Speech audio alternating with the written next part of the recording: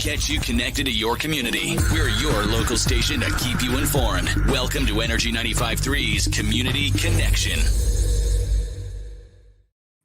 Hey there, it's Robin from Energy 95.3, hanging out in the office today and talking to my buddy Matt from the Fox Theater. Hi, Matt. Why, hello, Robin. How are you? I'm good, and I know that you guys are doing some pretty cool stuff over at the Fox Theater. You did last year, and you're doing something else again, and that's the Livestream Vaccine. This is true. We're trying to find ways that keep us busy and entertained, and back to what we were used to before we all got shut down. And Yeah. Livestream Vaccine has been a fun kind of break from doing nothing. So how did this whole idea of doing the Livestream Vaccine even come about in the first place? Well, during the first part of COVID, we were shut down just because we were making some small construction upgrades at the theater itself. And we're watching a lot of artists kind of do their own little live stream thing. And we were approached a few times to do it, but never really had the opportunity because just of what we were doing on stage. And when we finally finished that project, coincidentally, Lauren Appleton reached out to me with the idea and the desire to start something like that. And when we got to talking, we didn't want to just do one show. We wanted to try to turn it into a big project and involve a lot of local artists. And she has some great connections with artists in the community and really stood up and helped and kind of found everybody that we needed, and partnered with a gentleman by the name of Chris Bourbon to create some really cool art around it and try to make it feel like a concert. And that was kind of the birth of it. I do like the shirt and sweater designs too. I think they're amazing. He is a very talented artist. Fortunate that he was tied into this project because I've used him now for some of our other merch items that we're now putting out there. Yeah, and then since this is not the first round, you're calling it the second round of doses. The second dose. Get it? Yeah. Is there anything different this time around than there was when you guys did this last year? Nothing per se. I mean, we tried to get a little bit of everything: some country, some rock, some soul. We got a mariachi group on this one. Nothing too crazy in the difference. I mean, the one nice part I think on this one is that we're keeping our fingers crossed that with the last couple shows we might be able to have some live bodies in the audience, because that has been a little weird for the artists performing in front of a very big dark theater with no response from the crowd. You guys could put cardboard cutouts in like they do at baseball games. We actually thought about doing that, maybe doing like a sponsorship thing and creating a shot with the TVs from that direction, but the expenses were just a little too crazy. I think I have like access to a cardboard cutout of a woman holding a beer bottle and then the Dos Equis guy.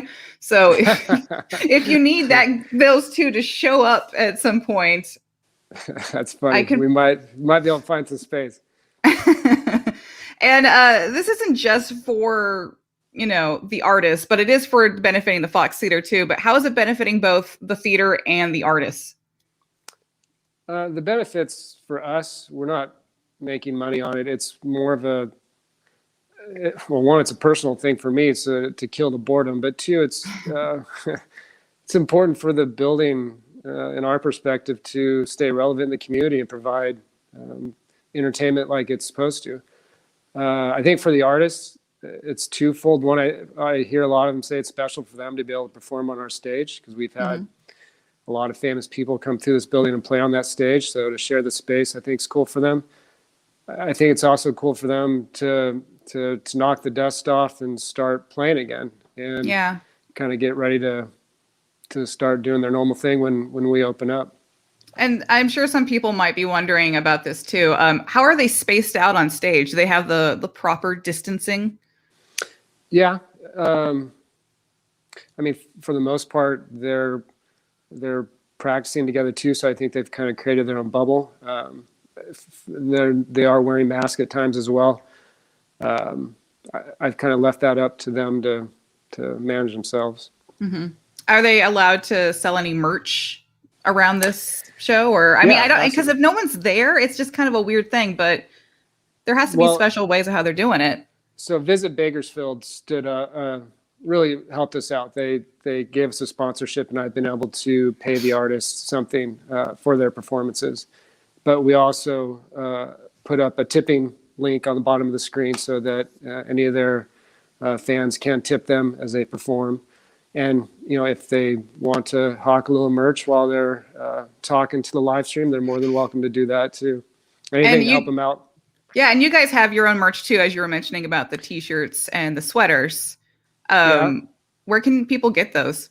Bakersfieldfox.com. We've got a drop-down link where all of our merch is there. Surprisingly, at least for me, we've sold out a lot of the sizes, so we're in the process of replenishing our supply.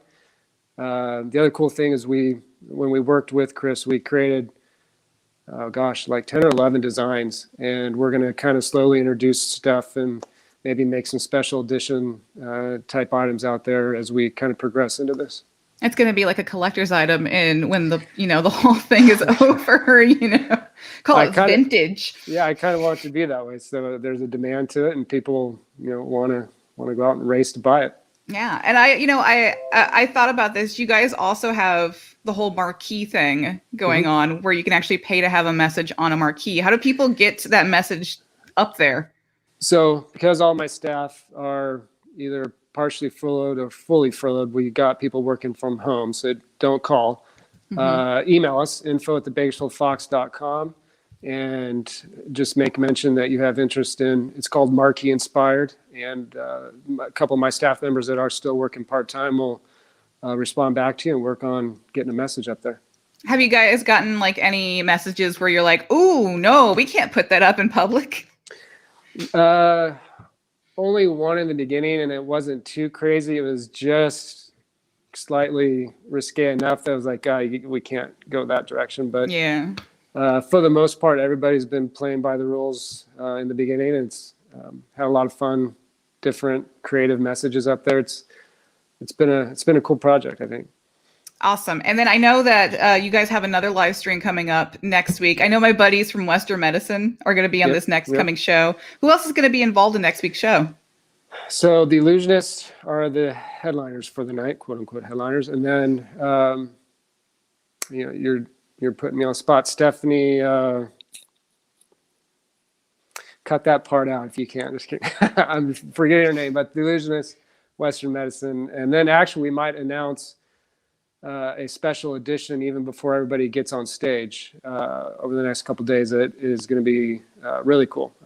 Bakersfield native. Is it going to be your band? No, I have no musical abilities whatsoever. Matt Spindler and the Jug Blowers. Yeah. It would be something. It'd be a train wreck if I was ever up there. But just let me go up there and band. I'll handle this very well. As far as after like all of this stuff, what do you guys think you might be able to have planned after we can get back to sort of normal? Well, as soon as the state gives us the green light, we'll definitely do as much as we can when we can. I'm thinking we'll probably be starting with some of our classic movies again first. Those are the simplest, easiest things to kind of get up and rolling. People enjoy them. They're not very expensive. Yeah. As far as shows, I'm starting to see the industry wake up a little bit. We're getting more hold requests. I don't foresee us really doing anything major until September, October-ish. That's kind of where things are starting to trend. Fingers crossed that we might be able to pull off a couple one-off shows in the summer, but that's definitely a big what if still. Speaking of shows, by the way, special keyword if anybody is wanting to win that iPad. If you go to energy953.com and you tap on that St. iPad Rick's Day contest, type in that keyword shows, SHOWS, right there on the screen. Type that in, and then you'll have your bonus chance to possibly win an iPad from us. So, do you have an iPad, Matt? Stop showing off. If you would like to have an iPad like Matt. For everybody who wants to get information about like where to watch it and how to join in on the stream when it's happening next Friday night, where can they get more information? Bakersfieldfox.com. If you follow us on Facebook, you'll see a lot of our announcements there, and on Instagram as well. And they can also watch the live stream too, correct? Absolutely. So the 23ABC app is one of the main connection points on that. It gives you the best experience. Because when we did this in the beginning, one of the things we wanted to do was have it more than just kind of that weird sound in a bedroom. Yeah. So we have a sound tech come in. He plugs it into our soundboard.